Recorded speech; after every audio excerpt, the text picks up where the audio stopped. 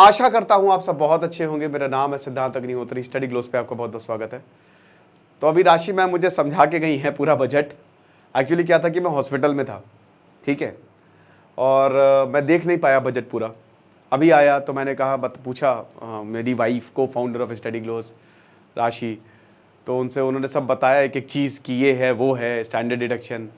फिर मैंने देखा, तुरंत पढ़ा मैंने। इनफैक्ट अभी बहुत सारी चीज़ें मैंने पढ़ी भी नहीं है, साथ साथ ही समझते हैं क्या क्या हुआ है। लेकिन जो मोटा मोटा मुझे समझ में आया, भाई मुझे बहुत ज़्यादा middle class, pro middle class तो नहीं लगा, ठीक है। बस एक ही फायदा है, 50,000 से 75,000 स्टैंडर्ड डिडक्शन कर दी तो ठीक है, थोड़े बहुत पैसे बच जाएंगे। जो सैलरीड क्लास है, 4 करोड़ सैलरीड क्लास, और जो पेंशनर्स है उनको फायदा होगा। बट न्यू टैक्स रिजीम के अंदर है बेटा, ओल्ड टैक्स न्यू टैक्स अलग अलग है। नई टैक्स, देखिए नई टैक्स में सरकार जो है वो इन्वेस्टमेंट पे ज़्यादा बढ़ावा दे रही है, ठीक है ना। चलिए हम उसको बताएंगे, हम एक एक चीज़ को समझेंगे। कुछ चीज़ें बड़ी खतरनाक हो गई भैया। सिक्योरिटी ट्रांजैक्शन टैक्स एसटीटी लगा दिया, तो डबल कर दिया, और long term short term capital gain जो है वो बढ़ा दिया। ये शायद किसी ने सोचा नहीं होगा, इसीलिए स्टॉक मार्केट जो है वो नीचे गिरा। पिछले साल का मुझे ज़्यादा बेटर लगा था बजट, इस बार का ठीक ठीक ही है। बट अगेन यार, अब मैं क्या ही बोलूँ, कि कुछ बोलूँगा तो विवाद हो जाएगा। बट मिडिल क्लास को यार, मेरा अभी सुबह ही लेक्चर किया था कि भाई क्या ही करे मिडिल क्लास, तो थोड़ा सा ध्यान देना चाहिए। बट ठीक है, नरेंद्र मोदी कह रहे हैं कि मिडिल क्लास के लिए है, वो बोलेंगे, उनकी सरकार है। बट एक्चुअल में ये बहुत ज़्यादा ठीक ठाक है, प्रो मिडिल क्लास नहीं है। मतलब ऐसा नहीं कि बहुत ही ज़्यादा हमको खुश हो जाना चाहिए, ठीक ही रहना चाहिए, बस ऐसे रहना चाहिए। हाँ ठीक है यार, ना बहुत बुरा है ना बहुत ही अच्छा है। ओके, 10 में से 6 नंबर या 5 नंबर जस्ट पास आप दे सकते हो। बाकी आप हमारा आंसर राइटिंग का कोर्स ज़रूर अवेल करें। 600 रुपये का सिर्फ और सिर्फ ये कोर्स है, जिसमें आपको बताया जाएगा आंसर कैसे लिखना है। लक्ष्य बैच जो 10,000 रुपये का है 1 साल का, उसको आप ज़रूर अवेल करें। तो शुरुआत करते हैं। निर्मला सीतारमण जो कि हमारे फाइनेंस मिनिस्टर हैं, ये गवर्नमेंट ऑफ इंडिया से लिया हुआ है, ठीक है ना, ये आप देख सकते हैं। बट इसमें मेन टैक्स के बारे में हम बात करेंगे। तो पहले तो 9 की एरियाज पे यहाँ पे बात की, ठीक है, वो मैं फटाफट आपको बता देता हूं। यहां पे निर्मला सीतारमण जी ने बोला कि जो उनके 9 फोकस एरिया है, और मैं आपको सेक्टर वाइज बताता चलूंगा, जिससे आपको कोई दिक्कत ना हो, मतलब आप आसानी से बजट को आसान शब्दों में समझ पाए, राइट। तो देखिए, सबसे पहले तो 9 फोकस एरिया, इसमें से जो पहला है प्रायोरिटी नंबर 1 क्या होगा आपके हिसाब से? हमारा प्राइमरी एग्रीकल्चर। एग्रीकल्चर जो है उसमें आधे से ज्यादा हमारी जनता लगी हुई है, 60%, आउटपुट 18% है, ठीक है ना, ज्यादा है नहीं आउटपुट। तो पहला प्रायोरिटी एग्रीकल्चर। इस बार फिशरीज पे काफी ज्यादा ध्यान दिया, जो कि अच्छी बात है, ठीक है। लाइव स्टॉक पे का इकोनॉमिक सर्वे आया था, ठीक है। प्रायोरिटी 2 अगेन भाई एग्रीकल्चर आ गया है, तो एग्रीकल्चर से क्या करेंगे? नहीं, एम्प्लॉयमेंट जनरेशन। एजुकेशन लोन पे यहाँ पे सरकार ने बात की है कि इंटरेस्ट हम भी थोड़ा देंगे, टेंशन लेने की बात नहीं है, ठीक है। यहाँ पे करोड़ों युवाओं को जो है कुछ स्कीम्स लेके आए, 5 स्कीम्स लेके आए हैं, और करोड़ों युवाओं को इंटर्नशिप देने की बात की है। एंजल टैक्स खत्म किया, जो कि बहुत बढ़िया है, ठीक है ना। स्टार्टअप पे एंजल टैक्स लग जाता था, अब उसको एबॉलिश किया, इसकी बहुत समय से बात चल रही थी। तो प्रायोरिटी 2 है। प्रायोरिटी 3 क्या है? Inclusive human resource development. America हो गया, यूरोप हो गया, उनका ह्यूमन रिसोर्स डेवलप है, वो अपने लोगों पे ज्यादा खर्चा करते हैं। Stem, science, technology, engineering, mathematics. हम कब समझेंगे? जब हम अपने लोगों पे खर्चा करना शुरू कर देंगे, अपने लोगों को स्किल्ड बनाने लगेंगे, तो अच्छा होगा। ये प्रायोरिटी 3 में, जो कि अच्छा लगा मुझे। प्रायोरिटी 4 सोशल जस्टिस मिलना चाहिए। अमीर अमीर होता जा रहा है, गरीब और गरीब ऐसा ना हो। प्रायोरिटी 5 सोशल जस्टिस तब मिलेगा जब पूरे एरिया डेवलप होगा। सबसे इंपॉर्टेंट अर्बन डेवलपमेंट, शहरों को डेवलप करो। लेकिन क्या शहर डेवलप हो रहा है? इधर शहर डेवलप हो रहा है, बारिश हो रही है, बैंगलोर डूब रहा है, चेन्नई डूब रहा है। प्रायोरिटी 6 एनर्जी सिक्योरिटी की यहां पे बात हुई है, जो कि मुझे लगता है कि एक अच्छी चीज है। प्रायोरिटी है, मतलब सरकार इन पे सबसे पहले काम करेगी। तो एनर्जी जरूरी है, क्लीन एनर्जी की हमको जरूरत है। Priority 7 infrastructure, super important. Manufacturing sector भी खाली 18% का ही आउटपुट देता है, तो इसीलिए उसको काम करना पड़ेगा। एंड इसको सबसे नीचे रखा, मेरे हिसाब से इसको नंबर 1 पे होना चाहिए था, जो है इनोवेशन, रिसर्च और डेवलपमेंट। उसके बाद नेक्स्ट जनरेशन रिफॉर्म। भैया हमारे जो अल्फाज आ रहे हैं, जो जेन जी हैं, किस तरीके से रिफॉर्म होता है, हम अगली जनरेशन को क्या दे देंगे, वो सारी चीजें जो है इसमें लिखी गई हैं। तो चलिए अब हम शुरू करते हैं, क्या क्या रहा अनाउंसमेंट, क्या क्या रही। ओके, तो सबसे पहले हम टैक्स पे ही बात कर लेते हैं। ओके, देखिए ये जो नया टैक्स रिजीम है, याद रखिएगा, वो मतलब ओल्ड टैक्स और न्यू टैक्स है। तो जो स्टैंडर्ड डिडक्शन सैलरी क्लास को मिलेगी 50,000 से 75,000 कर दी गई है। मतलब मुझे ऐसा लगा कि बहुत सारी चीजें बढ़ा रहे हैं, तो बस एक लॉलीपॉप थमा दी गई है कि देखो स्टैंडर्ड डिडक्शन जो है। तो पहले तो मैं आपको बता दूं कि हमारी जो ओल्ड टैक्स रिजीम है और न्यू टैक्स रिजीम ये कम है।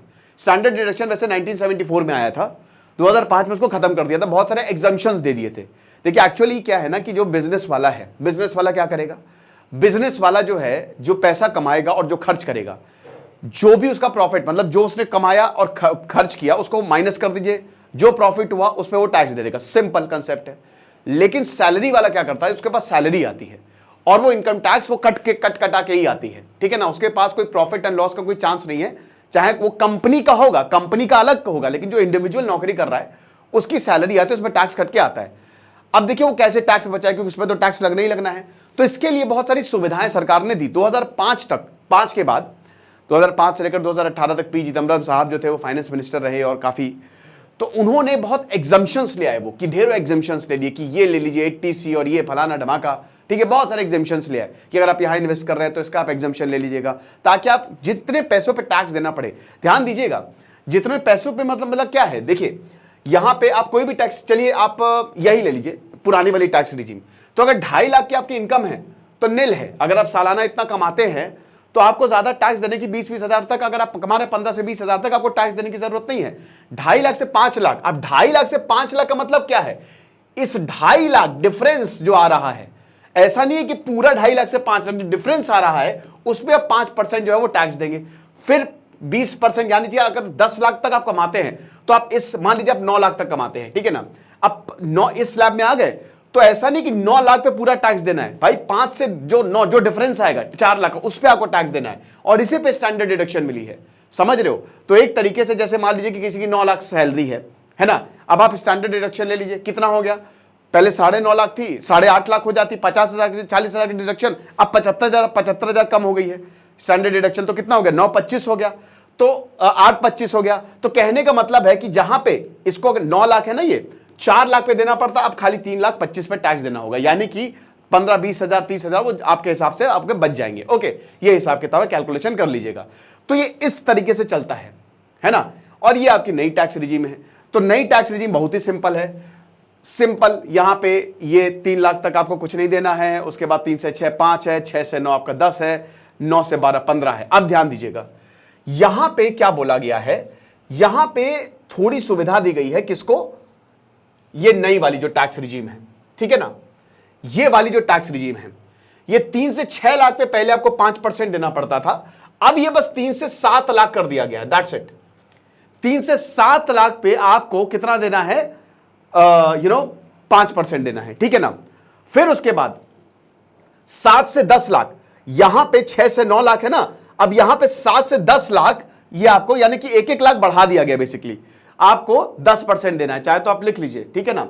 उसके बाद 10 से 12 लाख आपको 15%, ये 10 से 12 लाख आपको 15%, और 12 लाख से ऊपर जो है वो 20%, और उसके बाद वो 30% आपको देना ही देना है। 12 से 15 लाख जो है वो 20%, यानी कि यहां तक इस वाले स्लैब तक आपको 1-1 लाख पे, मतलब 1-1 लाख तक थोड़ा सा बढ़ा दिया गया, यानी कि यहां पे रिलीफ आपको देखने को मिल रही है कि 3 से 7, पहले 3 से 6 पे आपको 5% था, अब 3 से 7 पे आपको 5% है, ठीक है। फिर 7 से 10 पे आपको 10% है, ठीक है ना। बस 1-1 लाख यहां पे बढ़ा दिया गया है। बाकी ये 20% वाला इतनी स्लैब है, और 30% आप 12 से ऊपर कमा रहे हैं, 15 से ऊपर कमा रहे हैं तो कुछ कर लो, आपको 30% टैक्स देना ही देना है। तो सैलरी वाले गटपेटा बच नहीं सकते, बस इतना समझो। ओके, तो ये रिलीफ यहां पे टैक्स में। और उसके बाद स्टैंडर्ड डिडक्शन जो सैलरीड है, ठीक है ना, अगेन वो ओल्ड वाले में नहीं है, इसमें जो आप एग्जम्पशन लेते हो उसमें खूब सारे एग्जम्पशन ले सकते हो, इसमें नहीं, ठीक है, इसमें है न्यू वाली में, राइट। तो ये चीज आपको समझनी है, स्टैंडर्ड डिडक्शन का मैंने कंसेप्ट समझा दिया था, ठीक है ना।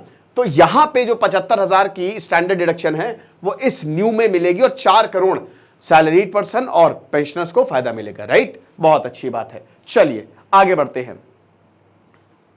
ओके, तो यहां पे जो standard deduction new tax regime में वो 30,000 से 75,000, देखिए मुझे पर्सनली न्यू टैक्स रिजीम सही लगती है, ठीक है। आपके ऊपर है, आप कुछ भी ले सकते हो, है ना, वो आपके इनकम के ऊपर है। लेकिन न्यू टैक्स रिजीम में सरकार इन्वेस्टमेंट को ज्यादा फोकस कर रही है कि भाई सिंपल है, यहां पे इतना पैसा कमा रहे हो तो इतना टैक्स देंगे, इसमें कोई आप एग्जम्पशन नहीं ले सकते। ओके, तो ये हिसाब किताब है। जो फैमिली पेंशन पेंशनर्स की उसकी डिडक्शन 15,000 से 25,000 कर दी गई है। Very good. तो ये हमने पूरी इनकम टैक्स की बात कर ली। अब जो बड़ी दिक्कत हुई है वो मिली है एसटीटी। भैया देखो, STT short term capital gain और एलटीसीजी। चलो देख लेते हैं। हम स्टॉक मार्केट पे आ जाते हैं अब थोड़ा सा, ठीक है। ये हमने टैक्स की बात कर ली है। हाँ, सिक्योरिटी ट्रांजैक्शन टैक्स। मेरी वाइफ एक्चुअली वो इकोनॉमी उनका बहुत अच्छा है ना, तो वही तो पता है मुझे। चलिए, तो कैपिटल गेन्स टैक्स जो है उसको सिंप्लीफाई किया गया है। Short term capital gain tax जो है वो 20% पे रिड्यूस कर दिया गया है। देखिए, कैपिटल गेन टैक्स क्या होता है, सिंपल। मान लीजिए कि आपने कैपिटल खरीदा, कोई जैसे स्टॉक शेयर खरीदा, 100 रुपए का शेयर है, 150 का बेच दिया। अब अगर आपने 1 साल से पहले बेचा तो वो होता है शॉर्ट टर्म, 1 साल तक रखा उसके बाद बेचा तो उसको लॉन्ग टर्म लगता है। अब यहां पे जो शॉर्ट टर्म गेन टैक्स है वो 20% है, और लॉन्ग टर्म गेन टैक्स जो है उसको बढ़ा दिया है, वो 12.5% कर दिया है, ठीक है ना। यानी कि पहले 10% था, यानी कि 12.5%। इसी की वजह से दोस्तों स्टॉक मार्केट नीचे गया है, राइट। अब एसटीटी जो सिक्योरिटी ट्रांजैक्शन टैक्स है वो उसको बढ़ा दिया 0.1% से 0.625 पे जो ऑप्शंस हैं, और जो फ्यूचर्स हैं वो 0.1 से 0.2 डबल कर दिया। आप इसको ऐसे समझो कि मान लीजिए कि आप खरीद रहे हो बेच रहे हो, खरीद रहे हो बेच रहे हो, इंट्राडे कर रहे हो ना, जितनी बार आप खरीदोगे बेचोगे उस पे आपका बढ़ा हुआ टैक्स लगेगा, दैट्स इट। तो यानी कि आपका अच्छा खासा फटका पड़ने वाला है इस पे, राइट। तो ये चीज है। टीडीएस, ओके, ई कॉमर्स पे टीडीएस 0.1%, 1% से मतलब 0.1% पे आ गया है, अच्छी बात है। एंजल टैक्स को एबॉलिश कर दिया गया है। ये स्टार्टअप्स पे लगता था, और आपकी पर्टिकुलर वैल्यूएशन है तो उस पर टैक्स आपको देना पड़ता था। मान लीजिए अगर मैं 10% आपका खरीद रहा हूं तो उस पर भी मुझे टैक्स देना पड़ता था।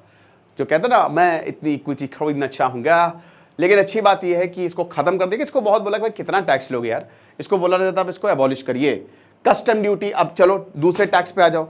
कस्टम ड्यूटी, तो जो basic custom duty on gold and silver है उसको कम किया गया है, यानी कि एक तरीके से गोल्ड एंड सिल्वर खरीदना महंगा हो गया है, ठीक है। तो इसको ये 6.4% था और ये 6% से कर दिया है। उसके बाद फेरो निकल ब्लिस्टर कॉपर अपने कोई काम का नहीं है, उसको इंक्रीज किया गया है 10% से 15% तक, राइट। कस्टम ड्यूटी जो है वो सर्टेन स्टॉक्स जैसे श्रिम्प और फीड्स के, फिश फीड्स के लिए वो 5% तक रिड्यूस किया गया है।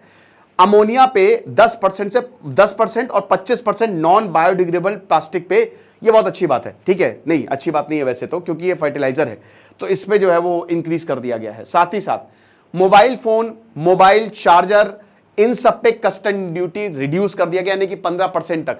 यानी कि अगर आप ये सब खरीदने जा रहे हैं और अगर फोन के साथ भी आ रहे हैं तो मोबाइल फोन और मोबाइल चार्जर जो है वो आपको सस्ते मिलेंगे। टैक्स कम है भाई, या टैक्स ही कम करा जा सकता है, तभी आपको सस्ते में चीजें मिलेंगी, वरना नहीं। 25 क्रिटिकल मिनरल से ड्यूटी एग्जेम्प्ट है, करना ही पड़ेगा मेरे भाई। इंफ्रास्ट्रक्चर पे, इनोवेशन पे अगर आपको फोकस करना है तो आपको ये सब करना ही पड़ेगा, राइट। बाकी इन सबकी भी चीजें मैं बता दूंगा, ठीक है, ओके। बाकी कॉर्पोरेट टैक्स रिड्यूस कर दिया गया है, ये अच्छी बात है। 40% तक कॉर्पोरेट टैक्स लगता था, ठीक है, वो 35% कर दिया है, 5%। एनपीएस डिडक्शन जो है वो 14% तक इंक्रीज की गई है, ओके। ये बढ़िया है यार गुरु, ठीक है। तो भाई नेशनल पेंशन स्कीम एनपीएस लोग डालते हैं टैक्स बचाने के लिए, एमपीएस है, पीपीएफ है, इन सब में, ताकि हमारा टैक्स बच जाए। अच्छा है, सरकार की स्कीम है, ठीक है। तो ये हिसाब किताब है। उसके बाद जो कैपेक्स का आउटले है, कैपिटल एक्सपेंडिचर का, वो 11,10,000 करोड़ है। आप समझ रहे हो, इतना ज्यादा यहां पे कैपिटल एक्सपेंडिचर, सरकार इतना ज्यादा खर्च करने वाली है। इंफ्रास्ट्रक्चर बनेंगे, भयानक तरीके से बनेंगे। फिस्कल डेफिसिट पे आ जाओ, ओके। फिस्कल डेफिसिट 4.9% है जीडीपी का। अब हम सरकार की नीतियों पे बात करते हैं। हमने टैक्स की बात कर ली, समझ में आ गया क्या बड़ा है क्या कम के, चाहो तो नोट कर लो। अब हम बात करते हैं फिस्कल डेफिसिट की, तो वो जीडीपी का 4.9% है, और ये बोला जा रहा है कि अगले साल तक 4.5% तक कम होगा, ओके। उसके बाद एनपीएस की हमने बात कर ली है। प्रधानमंत्री जनजाति उन्नत ग्राम अभियान योजना, ये 63,000 ट्राइबल विलेजेस के लिए लॉन्च कर दिया गया है। प्रोबेबली इस बजट की सबसे बड़ी स्कीम है ये, और इसमें 5 करोड़ ट्राइबल्स को बेनिफिट किया जाएगा, ठीक है। तो एक तरीके से यहां पे जो एस्पिरेशनल डिस्ट्रिक्ट है और जो ट्राइबल मेजॉरिटी विलेज है उनको कवरेज दिया जाएगा। ओके, उनके गांव को डेवलप किया जाएगा। साथ ही साथ स्टैंप ड्यूटी, सरकार ने कहा है कि हम राज्यों को बोलेंगे कि आप स्टैंप ड्यूटी जो है वो कम करिए। इंडिया पोस्ट पेमेंट्स बैंक जो है, जो गांव में ज्यादा चलते हैं, उसकी 100 ब्रांचेस जो हैं वो सेटअप की जाएंगी। 12 इंडस्ट्रियल पार्क्स बनाए जाएंगे national industrial corridor development programme के तहत।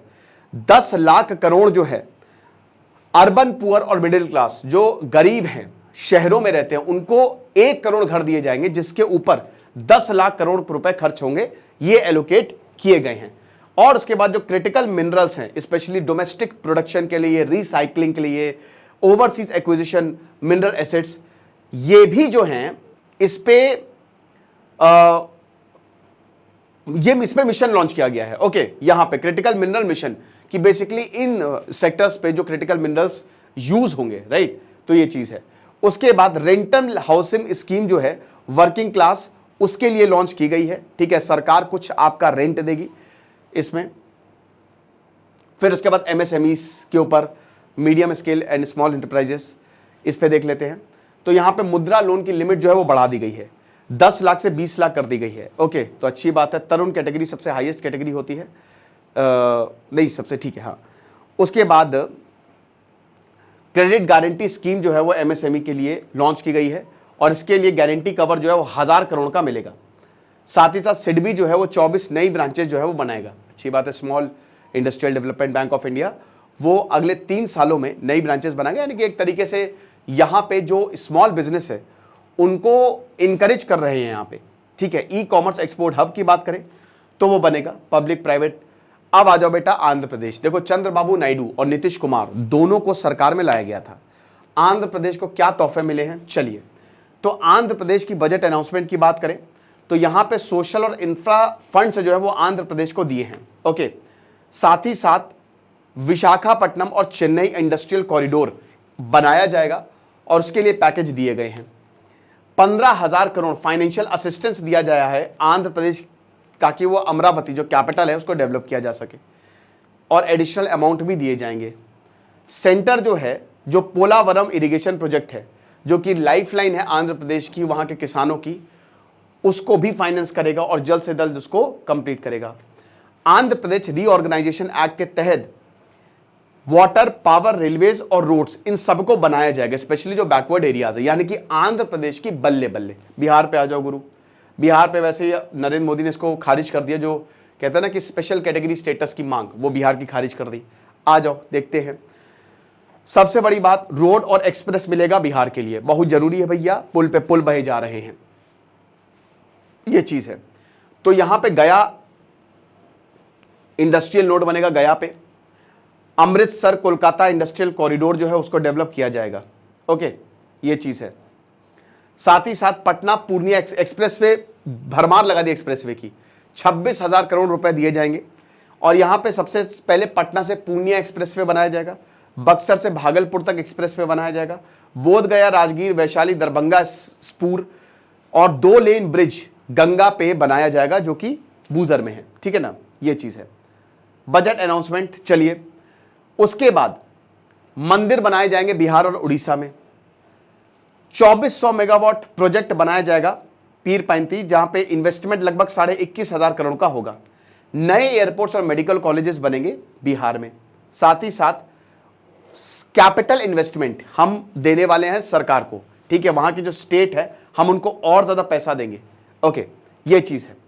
अब फ्लड अफेक्टेड स्टेट्स की बात करें, हिमाचल प्रदेश, उत्तराखंड, सिक्किम और आसाम को सरकार और असिस्टेंस देगी। अब एम्प्लॉयमेंट के लिए क्या है, युवाओं के लिए क्या है, स्किल्स के लिए क्या है, उसके लिए भी देख लीजिए आप। 3 एम्प्लॉयमेंट लिंक्ड स्कीम जो है वो लॉन्च की गई है। ठीक है ना, इसमें यहां पे लगभग 2 लाख करोड़ अगले 5 सालों में जॉब क्रिएशन, 2 लाख करोड़ रुपए खर्च किए जाएंगे। न्यू एम्प्लॉयमेंट स्किलिंग स्कीम जो है वो अगले 5 सालों में 20 लाख युवाओं को नौकरी देगी, ऐसा निर्मला सीतारमण जी ने बोला है।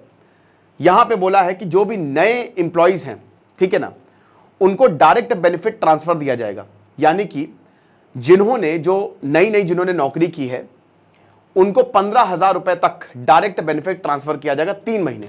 ओके, एलिजिबल सैलरी अगर आपको 1 लाख रुपए मिल रही है तो इसमें लगभग 2 लाख यूथ जो है वो फायदेमंद रहेंगे। सरकार जो है वो 3,000 रुपए तक रीइंबर्स करेगी उनके ईपीएफओ में। यानी कि आपको पता है कि जो ईपीएफओ है, जो आपका प्रोविडेंट फंड है, उसमें आपका पैसा कटता है, सरकार भी देगी। 3,000 रुपए सरकार अपनी तरफ से डालेगी और बाकी आपका एम्प्लॉयर देगा ही देगा, ठीक है ना। तो अब एक तरीके से जो 50 लाख लोग हैं उसको ये स्कीम जो है वो बेनिफिट करेगी। औरतों के लिए क्या है, वर्किंग वुमेन हॉस्टल खोले जाएंगे, क्रश खोला जाएगा, ताकि जो औरतें काम करें, स्पेशली जो जिनके बच्चा हो चुका है या प्रेग्नेंट हैं, तो उनको जो है वो मदद मिल सके। इंटर्नशिप स्कीम लॉन्च की गई है, वह क्या बात है। 1 करोड़ युवाओं के लिए, अगर वो जो टॉप 500 कंपनीज हैं, अगर उन युवाओं की वहां पे नौकरी लगती है तो आपको 5,000 रुपए महीने की इंटर्नशिप मिलेगी, ठीक है ना। और एक टाइम असिस्टेंट 6,000 का मिलेगा। यानी कि टॉप 500 देख लीजिएगा कौन सी कंपनीज, अगर उनमें से एक जगह भी आपकी नौकरी लग गई तो आपको ये पैसा देगी सरकार। बहुत बढ़िया। चलो फिर उसके बाद लोन के लिए फाइनेंशियल सपोर्ट देने की बात की गई है। 10 लाख रुपए जो है वो हायर एजुकेशन के लिए दिए जाएंगे।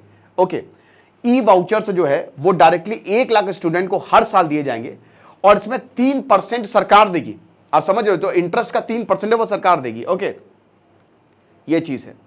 उसके बाद एग्रीकल्चर के लिए क्या है, कृषि के लिए क्या है, यहां पे एग्रीकल्चर रिसर्च का कॉम्प्रिहेंसिव रिव्यू किया जाएगा, ठीक है। फंडिंग जो है वो प्रोवाइड की जाएगी स्पेशली जो प्राइवेट सेक्टर है, ताकि हमारी कृषि को और ज्यादा सुधारा जा सके। लगभग 1.5 लाख करोड़ रुपए एग्रीकल्चर और एलाइड सेक्टर को दिए जाएंगे। सरकार जो है वो श्रिम्प प्रोडक्शन को प्रमोट करेगी। साथ ही साथ 109 हाई यील्डिंग और क्लाइमेट रेजिलिएंट वेराइटीज, आपको पता है कि क्लाइमेट चेंज है, हमको ऐसे क्रॉप चाहिए जो उसमें उग पाए, तो एक तरीके से 109 तरीके के हाई यील्ड, मतलब क्या है, पानी कम, इन्वेस्टमेंट कम, लेकिन उसकी यील्ड बहुत बढ़िया रहती है, वो क्रॉप मस्त तरीके से ग्रो करेगा। वो किसानों को बताए जाएंगे कि कैसे ग्रो करना है। अगले 2 सालों में 1 करोड़ किसानों को नेचुरल फार्मिंग बताई जाएगी, सिखाई जाएगी, और 10,000 बायो इनपुट रिसोर्स सेंटर जो हैं वो डेवलप किए जाएंगे। यानी कि ये अच्छा खासा आंकड़ा है, हमारे किसानों को फायदा मिलेगा। आत्मनिर्भरता मिशन पल्सेस और ऑयल सीड जैसे mustard, ground nuts, sesame, soybean, sunflower, उन सब के लिए लॉन्च किया जाएगा। वेजिटेबल प्रोडक्शन की बात करें तो बड़े बड़े क्लस्टर्स बनाए जाएंगे। फार्मर प्रोड्यूसर ऑर्गेनाइजेशन, एफपीओ और कोऑपरेटिव और स्टार्टअप्स जो है वो इस सेक्टर में लाया जाएगा ताकि और ज्यादा फायदा हो। ओके, तो ये चीज है। 3 लाख करोड़ जो है वो वुमेन सेंट्रिक स्कीम्स पे लॉन्च की, मतलब दिए गए हैं। 2 लाख करोड़ का पैकेजेस 5 स्कीम को दिया गया है। टूरिज्म के लिए आ जाओ, विष्णुपद टेम्पल बनेगा गया में, महाबोधि टेम्पल बनेगा बोध गया बिहार में। यानी कि देखिए, बिहार मैंने बताया ना नीतीश कुमार है, तो जाहिर सी बात है वो होना ही होना है। आंध्र प्रदेश और बिहार पे स्पेशल फोकस दिया गया है। तो एक तरीके से वर्ल्ड क्लास टूरिस्ट डेस्टिनेशन जैसे काशी विश्वनाथ टेम्पल कॉरिडोर है बनारस पे, वैसे ही बोध गया बिहार में और महाबोधि टेम्पल बोध गया बिहार में और विष्णुपद टेम्पल गया में बनाए जाएंगे बिहार में, ठीक है। उसके बाद राजगीर को बहुत जबरदस्त तरीके से बनाया जाएगा। राजगीर वैसे भी बहुत ही खूबसूरत है, नालंदा यूनिवर्सिटी वहीं बगल में ही है, तो बहुत खूबसूरत ही तरीके से राजगीर को डेवलप किया जाएगा। ओके, नालंदा एक टूरिस्ट सेंटर बनेगा, एक यूनिवर्सिटी तो है ही, एक एज अ टूरिस्ट सेंटर भी उसको हम यूज करेंगे। सरकार जो है वो उड़ीसा की जो सैनिक ब्यूटी है, अभी उड़ीसा में बीजेपी की सरकार आई है, वैसे ही बहुत खूबसूरत है। मॉन्यूमेंट्स हो गया, वाइल्ड लाइफ सेंचुरी हो गया, नेचुरल लैंडस्केप हो गए, ये सब प्रिस्टीन बीचेस, ये सब बनाए जाएंगे। स्पेस इंडस्ट्री के लिए कितना है, 1000 करोड़ जो है वो वेंचर कैपिटल फंड जो है वो सेटअप किया जाएगा। 1000 करोड़, यानी कि अगर आप समझिए कि स्टार्टअप करना चाहते हैं तो इसी 1000 करोड़ में से आपको पैसे दिए जाएंगे, सरकार देगी, फंड करेगी आपको। अर्बन एरियाज में जो लैंड रिकॉर्ड्स है उसको डिजिटाइज किया जाएगा। लैंड रिकॉर्ड सबसे बड़ी दिक्कत है हमारे यहाँ, लैंड रिकॉर्ड्स अभी तक, मतलब बड़ी दिक्कत की बात है कि जो हमारे यहाँ ज़मीन है हम उसको अच्छे से यूज़ नहीं कर पा रहे क्योंकि उसका रिकॉर्ड ही प्रॉपर मेंटेन नहीं है।